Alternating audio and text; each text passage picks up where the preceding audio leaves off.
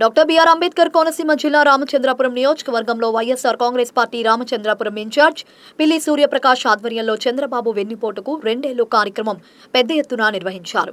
Lorry union కార్యాలయం నుండి Rajagopal centre వరకు నిర్వహించిన ర్యాలీలో పార్టీ నాయకులు, కార్యకర్తలు, యువత, మహిళలు, ప్రజలు భారీ సంఖ్యలో పాల్గొన్నారు. ముఖ్య అతిథిగా పిల్లి సుభాష్ చంద్రబోస్ హాజరై ప్రసంగించారు. ఈ సందర్భంగా నాయకులు కూటమి ప్రభుత్వం ఎన్నికల హామీలు అమలులో విఫలమైందని విమర్శించారు. పాత్రికేయ మిత్రులందరికీ కూడా నా హృదయపూర్వక నమస్కారాలు తెలియజేసుకుంటూ, ఈరోజు రామచంద్రాపురం నియోజకవర్గంలో వైఎస్ఆర్ కాంగ్రెస్ పార్టీ ఆధ్వర్యంలో ఈ ప్రభుత్వానికి వ్యతిరేకంగా ఈ రాష్ట్రంలో ఉన్నటువంటి ప్రజలందరికీ కూడా మద్దతుగా ఈరోజు చంద్రబాబు వెన్నుపోటు 2 ఏళ్లు అనే కార్యక్రమాన్ని పెద్ద ఎత్తున నిర్వహించడం జరిగింది. ఎందుచేత అంటే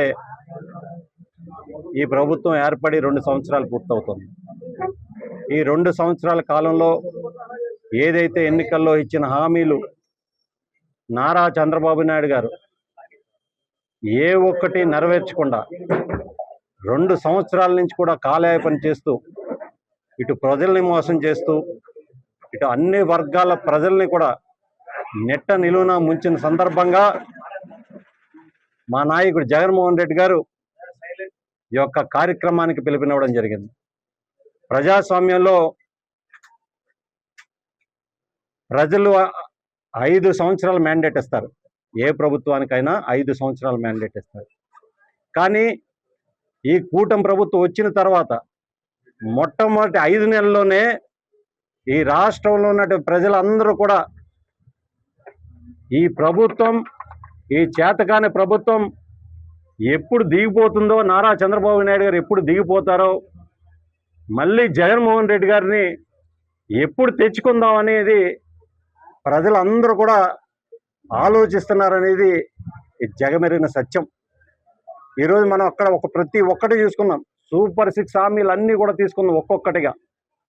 ప్రధానంగా ఈ రాష్ట్రంలో 4,16,00,000 మంది ఓటర్లు ఉన్నారు. 4,16,00,000 మంది ఓటర్లు ఉన్నారు. అందులో సగానికి పైగా మహిళా ఓటర్లే.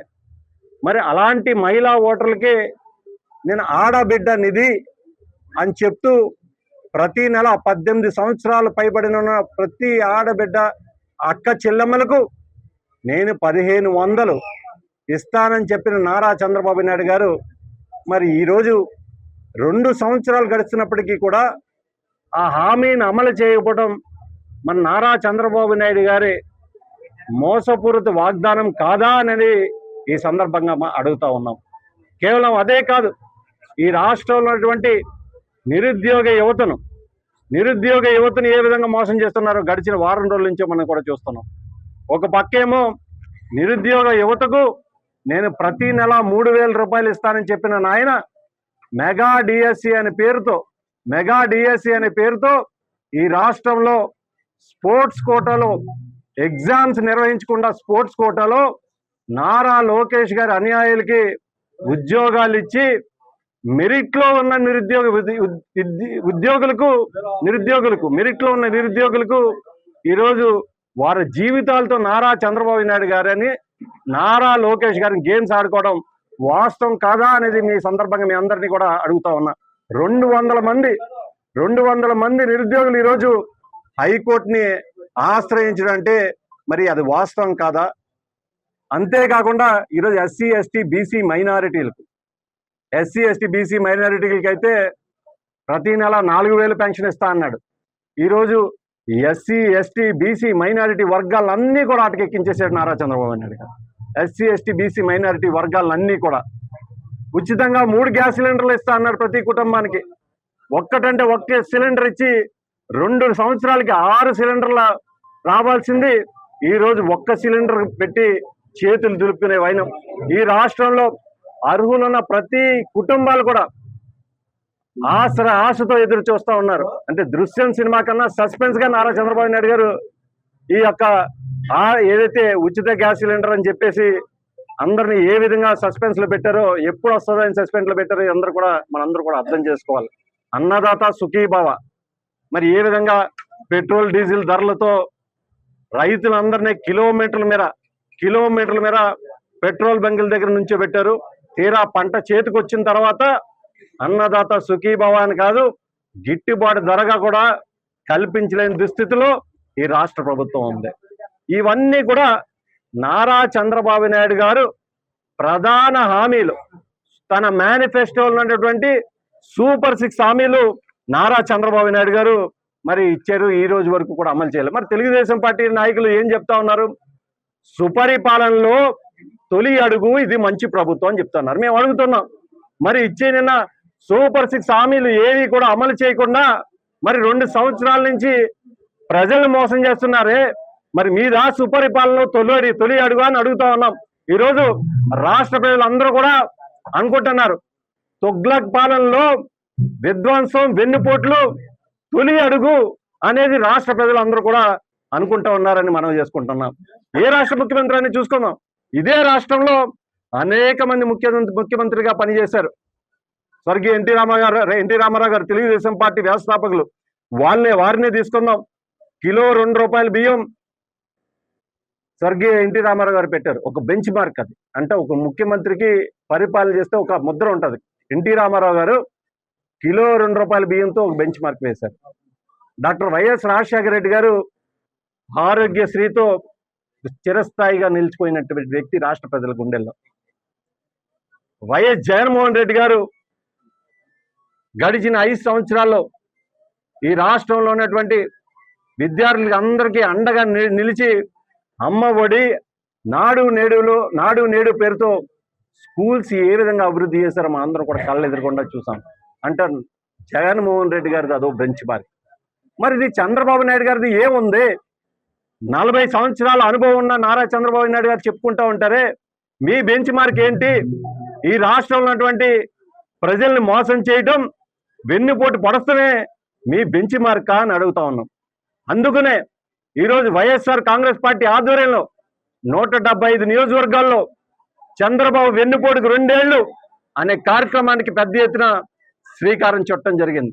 రాబోయే రోజుల్లో ఇచ్చిన ప్రతి హామీని కూడా అమలు చేసేంతవరకు కూడా ప్రజలకు అండగా నిలిచి పోరాడతామని సందర్భంగా వైఎస్ఆర్ కాంగ్రెస్ పార్టీ తరఫున చెప్తా ఉన్నాం. ఈ రోజు మరొక స్థానిక సమస్యలు తీసుకుందాం. ఈ నియోజకవర్గంలో ఒక మంత్రి ఉన్నాడు, చేతగాని మంత్రి, అసమర్థ మంత్రి అని అంటా ఉన్నాం. ఎందుచేత అంటే వాస్తవంగా ఈ ప్రాంత వ్యక్తి కాదు. కాకపోయినప్పటికీ కూడా 2024 ఎన్నికల్లో ఆనాడు చంద్రబాబు నాయుడు ఇచ్చిన హామీలకు మోసపోయి ఈ నియోజకవర్గంలో ఉన్నటువంటి ప్రజలందరూ కూడా వ్యక్తి ఎవరనేది చూడకుండా ఓటేయడం జరిగింది. అది వాస్తవం. కానీ ఈనాడు మంత్రి గారు ఏం చేస్తా ఉన్నారు మంత్రి గారు అంటే, ఈ నియోజకవర్గం పాలనంతా కూడా తన తండ్రి గారికి అప్పచెప్పారు. కార్మిక శాఖలో మొత్తం అంతా కూడా తన బావగారికి అప్పచెప్పారు. మరి ఈయన ఏం చేస్తున్నాడు అంటే సంక్రాంతి సంబరాల్లో మునిగి తేలుతా ఉన్నారనేది ఈ సందర్భంగా వైఎస్ఆర్ కాంగ్రెస్ పార్టీ తరఫున చెప్తా ఉన్నాం. మరి ఏంటి మంత్రి గారు, మరి ఇటు తండ్రి కానీ ఇటు బావగారు కానీ ఏం చేస్తా ఉన్నారు? ప్రజాసేవ ముసుగులో ప్రజలు లూటీ చేస్తూ ఉన్నారు. ఈ తండ్రి కానీ ఈ బావగారు కానీ ఇసుక రూపంలో కానీ, లేకపోతే ఏవైతే మట్టి రూపంలో కానీ, ప్రభుత్వ కార్యాలయాల్లో ఉన్న టేకు చెట్ల రూపంలో కానీ, చెప్పుకుంటే సిగ్గుచేటు రామచంద్రపురం మున్సిపాలిటీలో ఉన్నటువంటి చికెన్ షాపుల్లో ఉన్నటువంటి వ్యర్థాలు కూడా వాసంశెట్టి సత్యం అమ్ముకు దొబ్బుతున్నాడంటే మరి ఏమని చెప్పుకోవాలి? నెలకి 2 లక్షల రూపాయలు చికెన్ షాపుల్లో ఉన్న వ్యర్థాలను కూడా అమ్ముకుని 2 లక్షల రూపాయలు వాసంశెట్టి సత్యం ఏ విధంగా అర్జిస్తున్నాడో మనందరం కూడా అర్థం చేసుకోవాలి. ఇవన్నీ కూడా మేము ఒక్కొక్కటిగా ప్రశ్నిస్తాం. అదేవిధంగా ఈ నియోజకవర్గంలో ఉన్నటువంటి మంత్రి గారు ఎలక్ట్రికల్ డిఈ ఆఫీస్ని మేము గతంలోనే చెప్పాం. 2 మండలాలతో రెవెన్యూ డివిజన్ ఆఫీస్ కానీ, సబ్ డివిజనల్ కార్యాలయాలు కానీ ఉండబోవు అనేది వైఎస్ఆర్ కాంగ్రెస్ పార్టీ తరఫున బలంగా ఈ నియోజకవర్గ ప్రజలందరూ కూడా వాని వినిపించాం. మరి ఆనాడు ఏమన్నారు ఇటువలో ఉన్నటువంటి నాయకులు? నారా చంద్రబాబు నాయుడు గారు మా చెవులు ఊదేరు, ఖచ్చితంగా ఈ నియోజకవర్గంలో రెవెన్యూ డివిజనల్ కార్యాలయం కానీ సబ్ డివిజనల్ కార్యాలయాలు కానీ ఎక్కడ కూడా తరలి వెళ్ళిపోవు అనేది ఆనాడు కూటమిలో ఉన్నటువంటి నియోజకవర్గ కూటమిలో ఉన్నటువంటి నాయకులు చెప్పడం జరిగింది. మరి ఈనాడు దాన్ని నిజం చేస్తూ ఈ నియోజకవర్గంలో ఉన్నటువంటి మంత్రి గారు తొలి పోటుగా ఎలక్ట్రికల్ డి ఆఫీస్ని అమలాపురం తరలించేయడం వాస్తవం కాదా అని సందర్భంగా అడుగుతా ఉన్నాం. ఖచ్చితంగా రాబోయే రోజుల్లో రెవెన్యూ డివిజన్ ఆఫీస్ కానీ, ఇటు డిఎస్పి ఆఫీస్ కానీ, ఇటు ఇరిగేషన్ ఆఫీస్ కానీ, జిల్లా యంత్రాంగం మొత్తం కూడా ఈ నియోజకవర్గంలో ఖాళీ అవుతాం తథ్యం. ఈ అసమర్థ పాలనలో ఈ అసమర్థ మంత్రి ఉన్నంత వరకు ఈ నియోజకవర్గంలో అభివృద్ధి చెందదు అనేది ఈ సందర్భంగా మనవి చేసుకుంటూ, ఖచ్చితంగా స్థానిక సంస్థల ఎన్నికల్లో ఈ మంత్రి గారు చేస్తున్నటువంటి దురాఘాతాలను, ఈ తండ్రి చేస్తున్నటువంటి చీకటి వ్యాపారాలను ఒక్కొక్కటిగా ప్రజల్లోకి తీసుకెళ్తాం. స్థానిక సంస్థల ఎన్నికల్లో ఈ కూటమి ప్రభుత్వాన్ని, మరీ ముఖ్యంగా తెలుగుదేశం పార్టీ నాయకుల్ని, వాసంశెట్టి సత్యాన్ని, మంత్రిని ప్రజా కోర్టులో, మామూలుగా కాదు ప్రజా కోర్టులో మోకాల మీద నుంచోబెడతామనేది వైఎస్ఆర్ కాంగ్రెస్ పార్టీ తరపున చెప్తా ఉన్నామని ఈ సందర్భంగా తెలియజేసుకుంటా ఉంటుంది. Thank you.